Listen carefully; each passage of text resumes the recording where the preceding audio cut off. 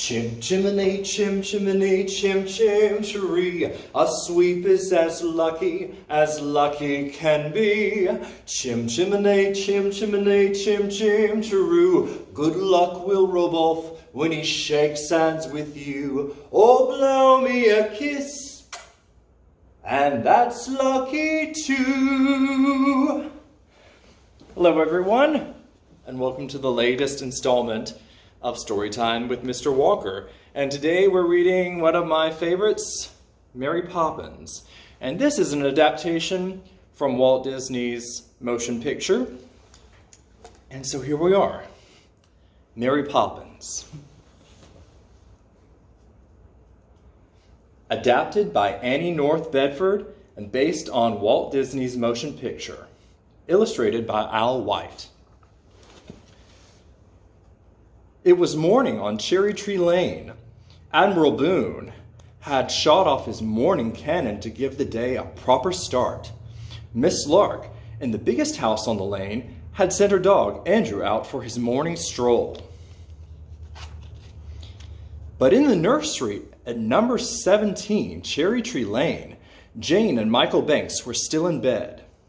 "Up, up," said Mary Poppins, their nanny, pulling back their blankets with a firm hand.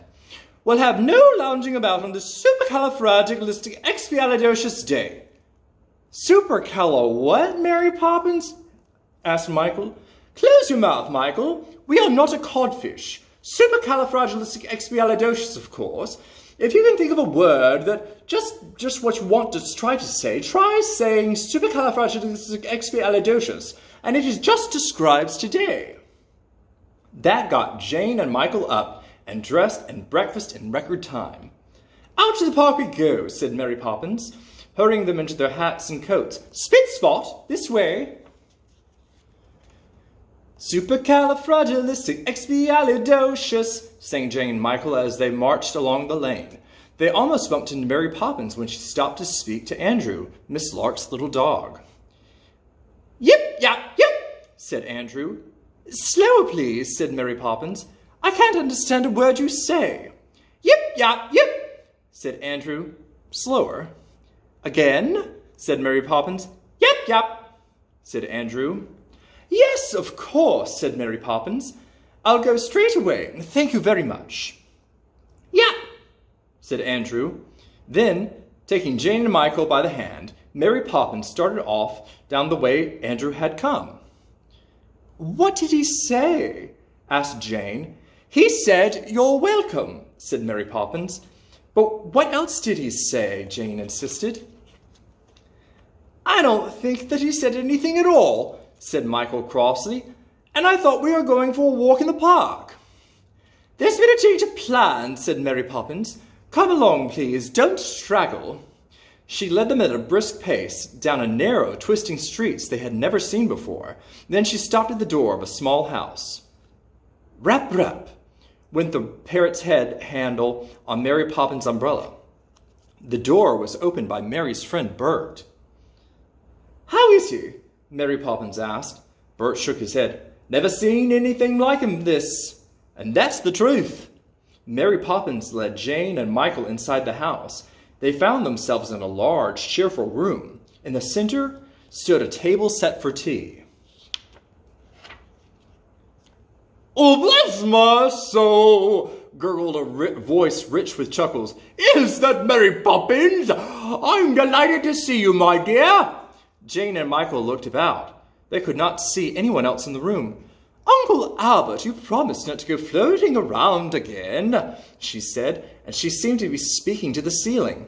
Jane and Michael looked up, and there in the air sat Mary Poppins' Uncle Albert, chuckling merrily. "I know, my dear," said Uncle Albert, wiping a merry eye. "I tried, really I did. But I do so enjoy the laughing, you know."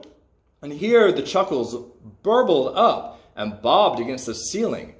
"And the moment I start, it's all up with me." To the children he whispered, "It's the laughing that does it, you know." Jane and Michael were trying hard to be polite. They kept their faces straight. But first the laughter sparkled out of their eyes. Then it bubbled up in their throats, and they began to chuckle.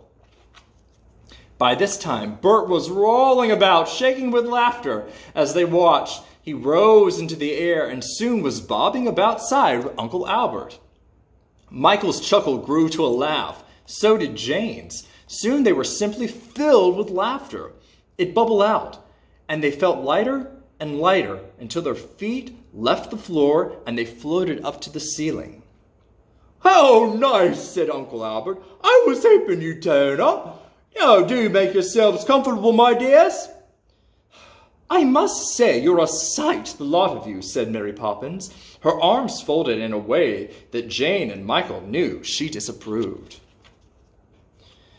"You know, speaking of sights," said Bert, "that reminds me of a brother who has a nice cushy job in a watch factory." "Oh, is that so?" said Uncle Albert. "What does he do?" "You know what he does?" gasped Bert, who was laughing so hard he could scarcely speak. "He stands around in this watch factory all day and makes faces." At that, all four of them roared so with laughter that they turned somersaults in the air. "I found a horseshoe today," said Bert, holding his sides. "You know what that means?" "I certainly do," said Uncle Albert. "It means some poor horse is walking around with his stocking feet." Again, the room rocked with laughter. Only Mary Poppins looked stern. "Most disgraceful thing I've ever seen," she snapped, "or my name isn't Mary Poppins." "Speaking of names," said Bert, "I know a man with a wooden leg named Smith." "Really?" chuckled Uncle Albert. "What's the name of his other leg?" More gusts of laughter. "Now then, Jane, Michael, it is time for tea," said Mary Poppins firmly from below. "I will not have my schedule disrupted." "Oh, please stay," begged Uncle Albert. He pointed to the table at the floor. "I have a splendid tea waiting for us. If you could manage to get the table to, With a little rattle and bump, the table began to jerk, and then it rose up through the air, cups, cakes, teapot, and all. "Oh, splendid, splendid, thank you, my dear," said Uncle Albert. And then, to Michael and Jane, "Keep your feet back, my dears. Watch the cups and mind the jam." "Next thing, I suppose you'll be wanting me to pour," said Mary Poppins with a sigh. And up she floated, neat as you please, without so much as a smile. The others still laughed and bobbled about as Mary Poppins poured and passed the tea, with milk for Michael and Jane. "Thank ye, my dear," said Uncle Albert. "I'm having a good time. I wish you could stay up here with me always." We'll jolly have to," Michael grinned. "There's no way to get down." "Well, to be honest," said Uncle Albert, "there is a way. You just think of something sad and down you go." But who could think of anything sad? They chuckled at the very idea. "Time to go home," said Mary Poppins, very crisp voice and firm, and cut sharply through the laughter. And suddenly, at that sad thought, down came Jane and Michael, Uncle Albert and Bert, bump, bump, bump, bump, on the floor. "Goodbye," said Michael. "We'll be back soon." "And thank you," said Jane soberly. "We've had a lovely time." "Oh dear," Uncle Albert was sobbing as he waved goodbye. "It makes me so sad to see them leave." Back home, Jane and Michael tried to tell their father about their adventure. "We floated in the air and had tea on the ceiling," Jane began. "And there was a man with a wooden leg named Smith," Michael broke in. "Poppins!" cried Mr. Banks. "What is the meaning of this?" "Children will be children," sniffed Mary Poppins. "And these two are all past their bedtime. Spit spot." And then she marched them off to the nursery, muttering, "The very idea." Michael and Jane just looked at each other. "Anyway," said Jane, kicking off a slipper, "it was a supercalifragilisticexpialidocious day." So that was Mary Poppins. Hope you enjoyed, and tune in next time for Storytime with Mr. Walker.